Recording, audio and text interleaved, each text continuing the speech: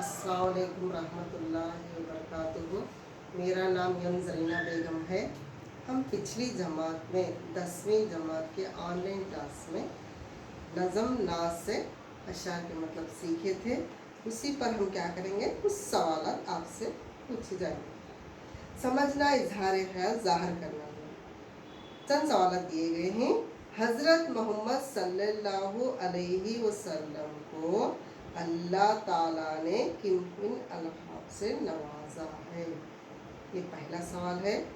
क्या करना, आप लोग समझ लेकर सवाल के जवाब सीखना। आप सल्लल्लाहु अलैहि वसल्लम गार हिरा से क्या पैगाम लेकर आए। नेक्स्ट तीसरा सवाल, जमात नहम में सबक ईदगाह के मुहर्रिका में आपने एक वाक़या पढ़ा था। इस वाक़े को बयान कीजिए और बताइए कि इस वाक़े के ताल्लुक़ से इस नात के किस मिसरे से है। अच्छा, तो इस सवाल के जवाब आप तमाम तलबा ज़रूर सीखें। ये क्या है, लिखना नहीं बल्कि समझना है और अपना ख्याल ज़ाहिर करना है। इसके बाद हम क्या करेंगे, वो क़वाइद में आएंगे।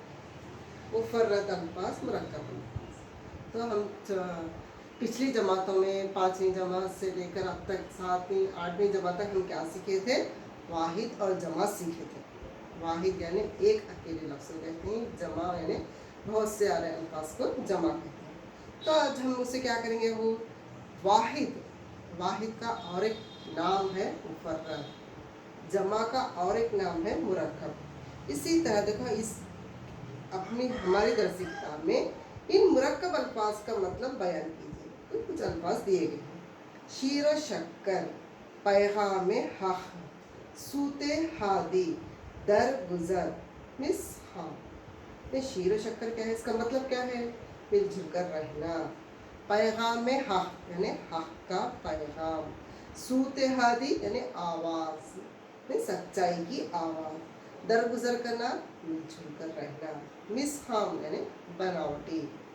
मतलब क्या है इसका, मुरक्कब लफ्ज़, मुफ़र्रद लफ्ज़, मुफ़र्रद शीर और शक्कर, वो से क्या करें, हमें दो अल्फाज बना दे रही, वो जमा बन जा रहा है। पैगाम, पैगाम हक़ ने हक़ का पैगाम, इसे क्या करें हमें, मुफ़र्रद मुरक्कब, पैगाम मुफ़र्रद है, हक़ को मुरक्कब है, दो मिलाने से एक लफ्ज़ बना। सूते हादी, दर गुज़र, इसी तरह ये अल्फाज भी इसी तरह से आएंगे। और कुछ अशआर दिए गए हैं, इसका मतलब आप ही बयान कीजिए। उतर कर हीरा से सोए कौम आया, और एक नुस्खा कीमिया साथ लाया। खताकार से दर गुजर करने वाला, बद अंदेश के दिल में घर करने वाला।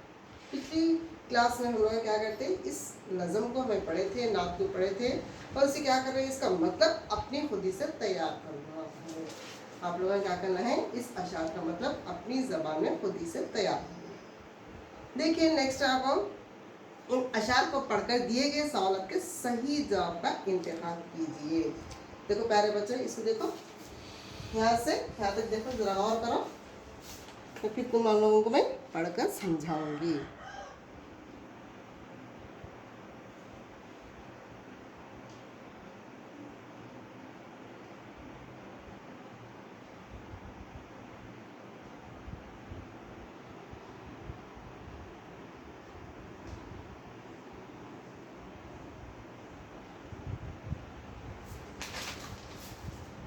अच्छा, तो प्यारे बच्चों, इन अशार को हम पढ़ेंगे और इसके सवालात के जवाब जो दिए गए हैं, उस सवालात के जवाब में हमारे को ऑप्शन दिया गया है। मतलब इसको हम क्या करें, ABCD के ज़रिए में इसका हम आंसर देंगे। सबसे पहले नज़म पढ़ेंगे। सबा मदीने में मुस्तफ़ा से हम बेकसों का सलाम कहना, नहीं है कोई बस तुम्हारे हमारा इतना प्याम कहना। मैं प्यादा हूँ या मोहम्मद सल्लल्लाहु अलैहि वसल्लम, संभाल लीजिए संभाल लीजिए। सिवा तुम्हारे किसे पुकारे, तुम्हारा अदना गुलाम कहना। निसार तेरे फिदा, मैं तुझ पर, मैं तेरे सफ़े में तेरे कुर्बान। गुजर रही है जो कुछ भी हालत सबा, नबी सल्लल्लाहु अलैहि वसल्लम से तमाम कहना। जगह मदीने में वो अता हो, तुम्हारे रोज़े का सामना हो, वहीं पे रहने की आरज़ू है, वहीं का मुझको गुलाम है। तो इस अशार में पढ़ने के बाद कुछ सवाल हमारे नीचे दिए गए हैं, वो 3 सवाल हैं। वो 3 सवाल पढ़ने के बाद उसका जवाब हमारे को वहीं पर मिल जाएगा। अगर हम ये अशार गौर से पढ़ लेंगे तो इसका जवाब हमको यहीं पर मिल जाएगा। इन अशार में शायर की आरज़ू क्या है? नंबर ए, मदीना जाने की, बी, सलाम भेजने की, सी, मदीने में रहने की, डी, तमाम। तो इसका आंसर आप खुद ये अशार पढ़ने के बाद खुद ब खुद देंगे।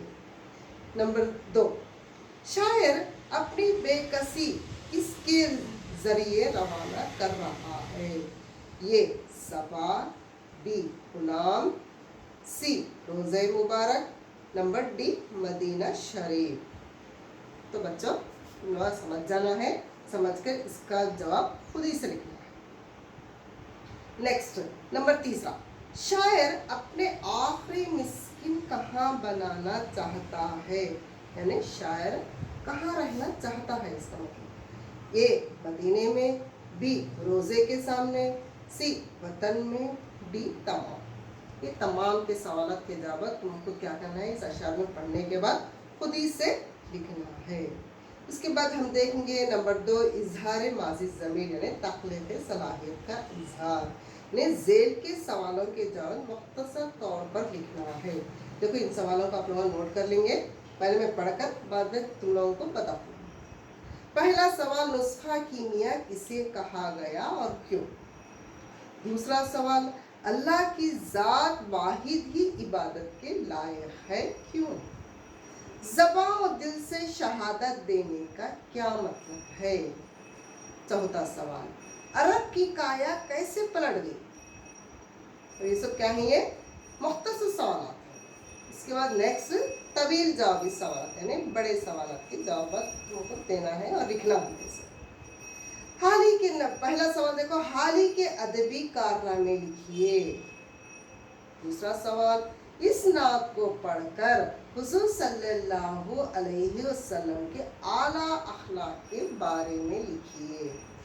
तीसरा सवाल, हज़रत मोहम्मद सल्लल्लाहु अलैहि वसल्लम को रहमतुल आलमीन क्यों कहा जाता है? तहरीर कीजिए। नेक्स्ट देखो और एक क्या है, हस्ब ज़ेल के मुतालिक तख्लीक़ी तौसीफ़ी अंदाज में लिखिए। अपनी खुदी से सोच समझकर इसका जवाब देना। पहला सवाल, हुजूर सल्लल्लाहु अलैहि वसल्लम की हयात तय्यबा पर एक मज़मून लिखिए। दूसरा सवाल, इस नात को मलहूज रखते हुए हाली के अंदाज़ बयान की सताइश कीजिए। ये तमाम सवाल तुम लोग क्या करेंगे, इसे नोट करेंगे अपनी कापियों में। देखो बच्चों मैं बता रही हूँ, इसे नोट करना।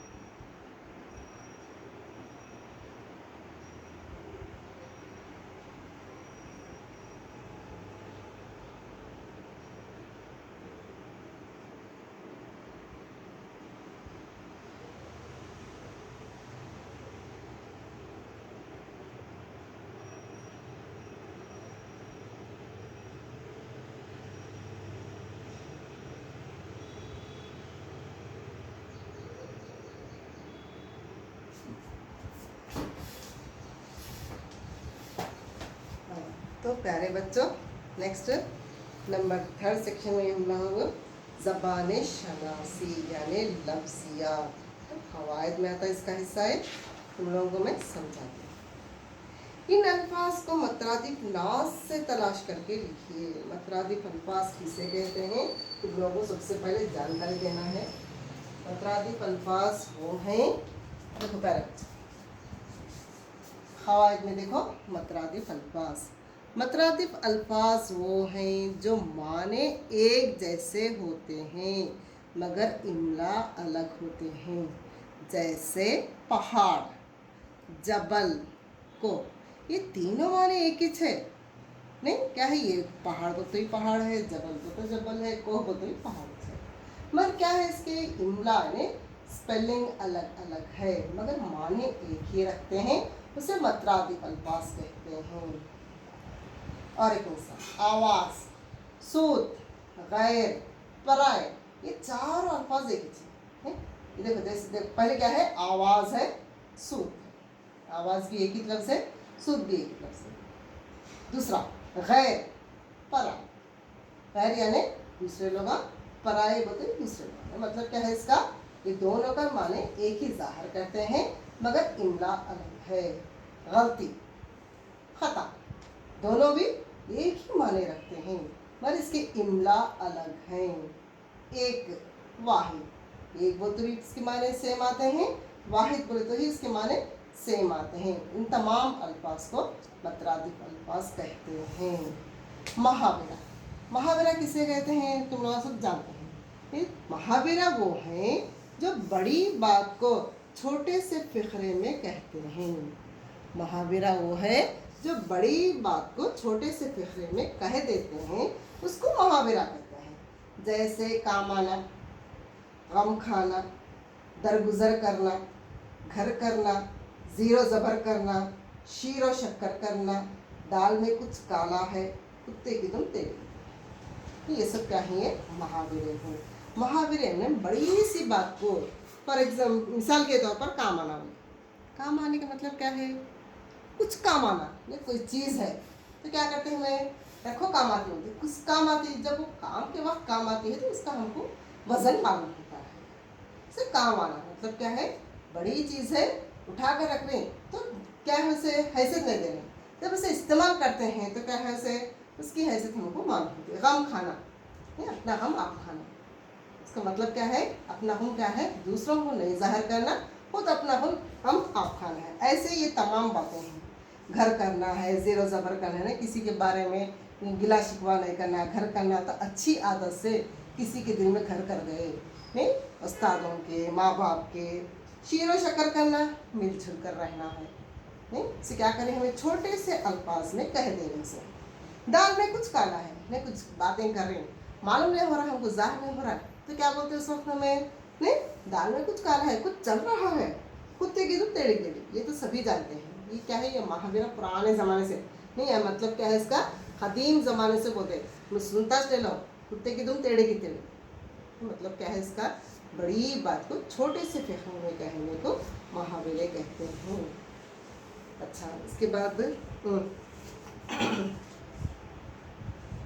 अच्छा तो प्यारे बच्चों,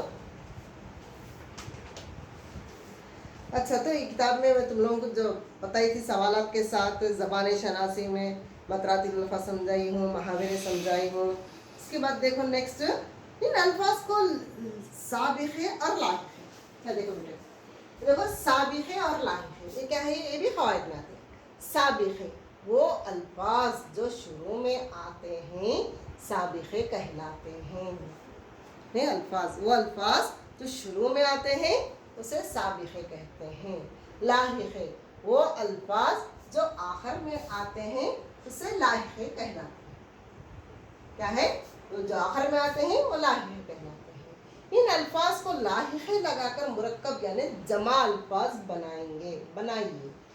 गज़ब, नाक, गज़ब नाक के ऊपर गुस्सा बोलते हैं, मिसाल के तौर पर उसके माने सही माने क्या है, नाक के ऊपर गुस्सा बोलते हैं, गज़ब नाक, गज़ब क्या है, वाहिद है, इसे मिला लेते क्या होता है, गज़ब का गुस्सा, गज़ब नाक, दो मिला लेते क्या हो गए, वो साबिक़े और लाहिक़े हो गए, और क्या है, मुरक्कब अल्फाज भी हो गए। खिदमतगार, खिदमतगार का मतलब क्या है, खिदमत करना, खिदमतगार करने वाला, खिदमत क्या है, खिदमत जमा गार यानी खिदमतगार यानी खिदमत करने वाला। हवादार, हवादार के माने क्या है, हवाना, फॉर एग्जाम्पल हमारे कमरे में गया तो भी रोशनी के वास्ते, हवा के वास्ते एक छोटी सी जाली लगाते, उसे कहते हैं हवादार। मामूल से मान लेते क्या है, हवा क्या है, वाहिद में आ जाता, दार ले लेते क्या होता है, जमा होता, मगर इसको मिला लेने से क्या है, हवादार, यानी हवा साबिक़ है, दार आपको लाहिक़ है। जो पहले के अल्फाज आ रहे हैं वो साबिक़ लाहिक़ के आते हैं, ये दो मिला लिए तो हमारे को क्या है, मुरक्कब लफ्ज़ बन जाता है हवादार। फरमा बरदार, फरमा बरदार कब बनते हैं, माँ बाप के फरमा बरदार, उस्तादों के फरमा बरदार बोलते हैं। ऐसा फरमा जमा बरदार, यानी फरमा बरदार में मानना, अपने माँ बाप की बात मानना, उस्तादों की बात मानना। मुसीबत ज़दा, मुसीबत साबिक़ है, ज़दा को लाहिक़ है। मुसीबत ज़दा के माने क्या है, मुसीबत में रहना, ये दो मिला ली तो क्या हो गया हमारा, मुरक्कब लफ्ज़ हो गया।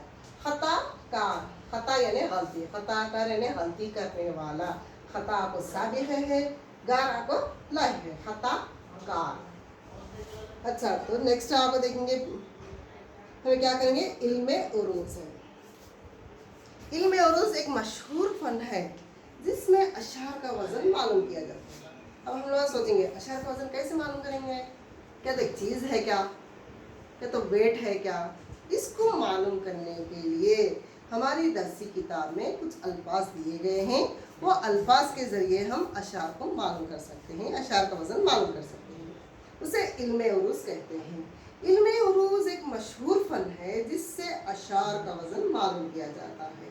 माहिरीन उरूज़ ने कुल 19 औज़ान मुकर्रर किए हैं। इसके लिए क्या करें, 19 औज़ान मुकर्रर किए हैं और हर वज़न का नाम बहर रखा है। इसका एक एक नाम क्या रखेंगे, बहर को रखेंगे। बहर उन ख़ास अल्फाज को कहा जाता है जिन पर शेर तोला जांचा जाता है और देखा जाता है कि शेर का वज़न ठीक है या नहीं। बहर जिन अज्जा से बनती है इनको अरकान या जिसको रुकन कहा जाता है। ये तो तीन तरीक़ों से हमें अल्फाज को मालूम कर लेंगे। हम लोग जान लेंगे लफ्ज़ बोलते क्या है, माने रखने वाले, लफ्ज़ क्या है, माने रखने वाले को लफ्ज़ कहते हैं। जैसे किताब पढ़ने के लिए है, कलम लिखने के लिए है, ख़त क्या है, एक लेटर है, नहीं किसी को मालूमात हासिल करने के लिए ख़त। फ़ोन है, सेल फोन है, तो क्या वास्ते इस्तेमाल करें, बात करने के लिए। अब नई टेक्नोलॉजी है, कई तरीके हैं इसके इस्तेमाल करने के। इसी तरह ये तमाम बातें जो हैं अल्फाज, जैसे अल्फाज स्कूल में पढ़ने के लिए है, ये सब क्या है, ये मानेदार अल्फाज हैं। जो भी माने रखता है उसे लफ्ज़ कहते हैं। इसमें देखो अब हमारे को अरकान और जुज़, इल्मे उरूज़ के अरकान और रुकुन ये तीन हैं, सबब वतद फासिला, सबब वतद फासिला। देखो इल्मे उरूज़ के रुकुन हैं, इल्मे उरूज़ के तीन रुकुन हैं, सबब है, वतद है, फासिला है। नहीं, इल्मे उरूज़ के रुकुन कितने हैं, तीन हैं, सबब वतद फासिला। सबब दो हुरूफी लफ्ज़ जिसका पहला हुरूफ मुत्तहरिक और दूसरा साकिन हो सबब कहलाता है। जैसे दिल, समझ में आया तुम लोगों को, फिर एक बार बोलो देखो, सबब दो हुरूफी लफ्ज़ जिसका पहला, सिर्फ इसमें दो हुरूफ आते, सबब में क्या है, सिर्फ दो हुरूफ आ रहे हैं, हुरूफ में माने नहीं रखते। जब दो मिलाए तो माने रखते हैं, दो हुरूफों को मिला लिए तो माने रखते हैं। हुरूफ मुत्तहरिक और दूसरा साकिन हो सबब कहलाता है। जैसे दिल बोले, ये दिल क्या है, दाल का पूरी आवाज़ आ रही है, लाम साकिन है। साकिन का मतलब क्या है, इसकी पूरी आवाज़ नहीं आ रही है, दाल की आवाज़ पूरी आ रही है, लाम की आवाज़ पूरी नहीं आ रही है। दिल बोले, गुल बोले, ये गाँव की पूरी आवाज़ आ रही है, नहीं, लाम की आवाज़ क्या है, साकिन है। गुल, रब, रे बे, रब मतलब क्या है, इसका पहले जो हुरूफ आ रहे हैं, सबब यानी पहले के जो हुरूफ आ रहे हैं वो मुत्तहरिक है, बाकी का हुरूफ क्या है, वो साकिन है, मतलब उसमें पूरी आवाज़ नहीं आ रही, ला की आवाज़ नहीं आ रही है, लाम की पूरी आवाज़ नहीं आ रही, खाली दिल बोले, गुल बोले, नहीं, रब बोले, बा की आवाज़ नहीं आ रही है, इसे साकिन कहते हैं। पहले के हुरूफ को मुत्तहरिक है, जो पूरी आवाज़ ज़ाहिर करता है उसे मुत्तहरिक कहते हैं। दूसरा हुरूफ क्या है, जो पूरी आवाज़ नहीं ज़ाहिर कर रहा है उसे साकिन कहते हैं। ऐसे बहुत सारे अल्फाज हैं वगैरह। वतद, वतद क्या है, तीन हुरूफी लफ्ज़ है। वतद किसे कहते हैं, तीन हरूफी लफ्ज़ को वतद कहते हैं, जिसके पहले हरूफ मुत्तहरिक और दूसरा साकिन हो, वतद कहलाता है। इसमें क्या है, वतद में क्या है, तीन हरूफ आते हैं। वतद में क्या रहे हैं, तीन हरूफ आ रहे हैं। तो तीन हरूफ में लफ्ज़ जिससे कि पहले दो हरूफ मुत्तहरिक हैं और तीसरा साकिन हो, वो वतद कहलाता है। जैसे कलम, नहीं, खाफ की आवाज़ पूरी आ रही है, लाम की आवाज़ पूरी आ रही है, मीम क्या है, साकिन, खाफ लाम मीम, कलम। बर्तन, माँ की आवाज़ नहीं आ रही है, कलम में क्या है, माँ की आवाज़ नहीं आ रही है, खाफ की आवाज़ पूरी आ रही है, लाम की आवाज़ पूरी आ रही है, मीम क्या है, साकिन। दूसरा वतन, वो की आवाज़ पूरी आ रही, तोय की आवाज़ पूरी आ रही, नून क्या है, साकिन है। जिगर, जीम की पूरी आवाज़ आ रही है, गाफ की पूरी आवाज़ आ रही है, रे की आवाज़ पूरी नहीं आ रही, इसे साकिन कहते हैं। ऐसे बहुत सारे अल्फाज हैं वगैरह। फासिला, फासिला क्या है, चार या पांच हरूफी लफ्ज़ को फासिला कहते हैं। ये बहुत सारे अल्फाज हैं, 4, 5, 6 जितने भी अल्फाज आ रहे हैं उसे फासिला कहते हैं। जैसे नमाज, देखो 4 हरूफ में नमाज है। कुरान, कुरान में 4 हरूफ है। रोज़ा, रोज़े में 4 हरूफ हैं। नेक्स्ट देखो आसमान, इसमें 5 है, अलिफ बदा सीन मीम अलिफ नून, आसमान 5 हरूफ है। बरसात, इसमें 5 हरूफ वगैरह। ऐसे बहुत सारे अल्फाज हैं, इसे फासिला कहते हैं।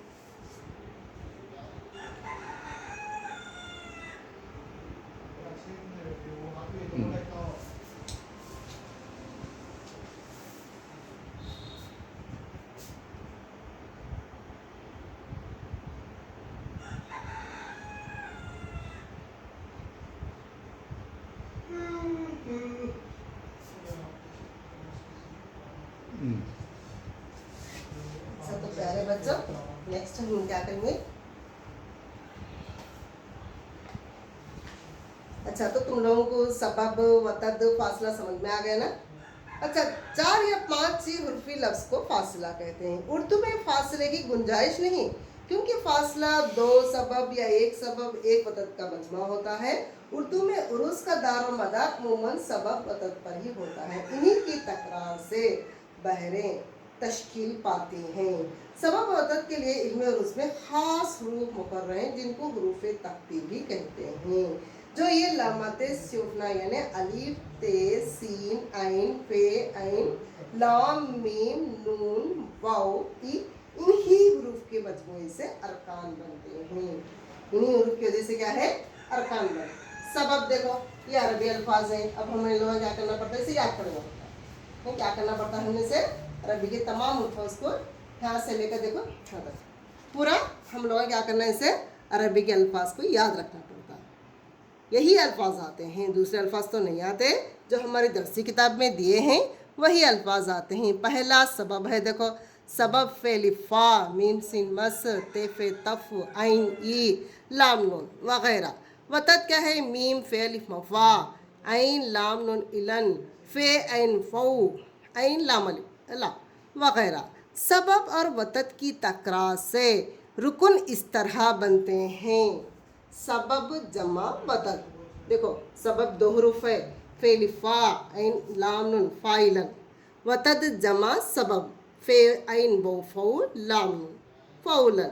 सबब जमा सबब जमा वतद मुस्तफलीन। समझ में आ रहा है बच्चों?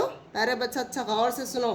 जब क़वायद में लेती हूँ क्लास तो तुम लोग गौर से सुनना है, जब भी समझ में आता, नहीं तो कुछ भी नहीं आता। सबब क्या है, सबब जमा वतद। सबब फ़ाइलातुन, वतद जमा सबब, सबब मुफ़ाइलिन। एक ही रुकन की तकरार से जो बहरें बनती हैं वो मुफ़र्रद बहरें कहलाती हैं। ये 7 हैं। इसी तरह मुख्तलिफ 2 अरकान की तकरार से जो बहरें बनते हैं वो मुरक्कब बहरें कहलाती हैं। तो ये मुफ़र्रद बहरें कितने हैं, पूरे 7 हैं। मैं तुमको ये तख्ते सियाह पर बताऊंगी। ये देखो तख्ते सियाह पर देखो, मुफ़र्रद बहरें, इसे क्या करना पड़ता है, हमें पक्का याद कर लेना। जब तक हम इसे पक्का नहीं याद कर लेते ये नहीं मालूम होता हमें। ये याद करने से ये सेम अल्फाज है, यही अल्फाज बार बार दोहराए गए हैं। ये याद करने से ये क्या याद रखना, ये हरूफ याद रख लेना। जैसे बहरे मतदारिक बरे, फाइलन फाइलन फाइलन, एक ही अल्फाज है, इसे क्या बहरे मतरा दे फाइलन होती, याद रखना। बहरे मतखारिब फाउलन फाउलन फाउलन। बहरे रजस मुस्तफलिन मुस्तफलिन मुस्तफलिन। बहरे रमल फाइलातुन फाइलातुन फाइलातुन। बहरे हज मुफाइलिन मुफाइलिन मुफाइलिन। बहरे कामिल मुतफाइलन मुतफाइलन मुतफाइलन। बहरे वाफर मुफाइलतुन मुफाइलतुन मुफाइलन। अब तुम्हारे इम्तिहान में कैसे देता, बहरे मतदारिक बोले, इसकी कौन सी बहर है बोले, तो क्या रखना, याद रखना हमें फाइलन को याद रखना।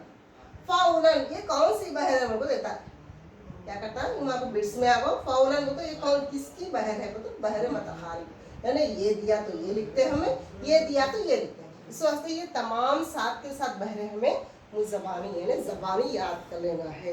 जब तक हमें ज़बानी नहीं याद रख लेते हैं, रट लेते नहीं, ये याद नहीं रहता। इस वास्ते हमें कंपल्सरी से ज़रूरी तौर पर ये तमाम बहरे याद रखना है। ये बहरे तो ये लफ्ज़ आता, ये बहरे तो ये लफ्ज़ आता होगा, मतलब क्या करना, ज़बानी याद करना है। तो आखिर में तुम लोगों को मैं क्या करूँगी, कुछ अल्फाज सवालात दूंगी। तो ये सवालात की तुम्हें क्या करना, ये घर का काम है, तुम लोग इसे नोट करना। सवालात पढ़ने दो हमें गौर से देखो। सबब के 10 अल्फाज लिखिए, सबब के 10 अल्फाज लिखिए। वतद के 10 अल्फाज लिखिए। तीसरा सवाल, सबब और वतद का रुकन लिखिए। चौथा सवाल, वतद और सबन का रुकन लिखिए।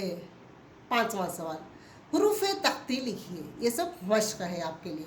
नहीं प्यारे बच्चों, ये आज का हमारा लेसन था, ये हिस्सा नज़म का आखिरी हिस्सा था। मैं तुम लोगों को तमाम एक एक हुरूफ तुम लोगों को समझाई हूँ मैं। इंशाल्लाह अब तमाम बच्चों को समझ में आ गया होगा। तमाम लोगों क्या करो, पढ़ने की कोशिश करो, जितना भी हो सके लिखने की भी कोशिश करो। सिर्फ पढ़ने से काम नहीं बनता, उसे अपनी दरसी किताबों में अगर लिख लेंगे तो हमारे को जहन में बैठ जाएगा। अच्छा, तमाम बच्चों को मैं जो सवालात जो काम दी हूँ, घर का काम जो दी हूँ, उसे पूरे से पूरा करने की कोशिश करो। इंशाल्लाह ये तमाम तुम लोगों को समझ में आ गया होगा। सबसे अल्लाह से दुआ करते होंगे तमाम बच्चों के जहन में बैठ जाए और इम्तिहान में लिखते वक्त आसान हो जाए। अच्छा, तो प्यारे बच्चों, मैं यहाँ तक ये क्लास ख़त्म करूँगी। इंशाल्लाह फिर नेक्स्ट फिर मिलेंगे। खुदा हाफ़िज़।